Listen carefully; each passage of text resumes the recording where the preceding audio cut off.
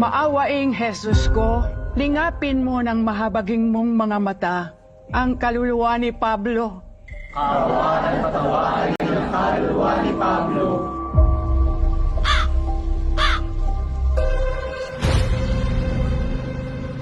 Anong ginagawa ng mga legal na yan dito?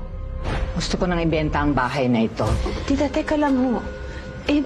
Paano po kami? Saan po kami titira? Halos 3 dekada kayong hindi nagpakita. Nung magkasakit si Pabling, hindi dumalaw ang mga anak mo. Ang pinag-uusapan natin dito ay ang karapatan ko bilang ina at ang karapatan ng mga anak ko. Anak rin po ako. Sampid ka lang dito. Huwag mong matawag-tawag na sampid ang anak ko!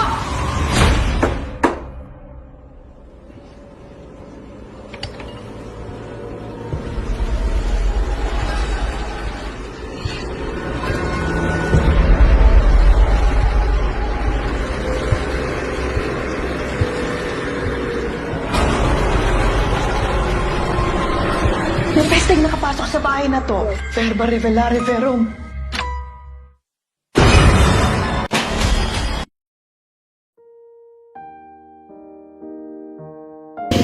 Tingnan mo naman yung ano, kachita-kachit yung gusto ko. Ano bang ano yan?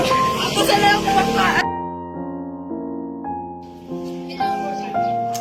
Tapos, naka-face.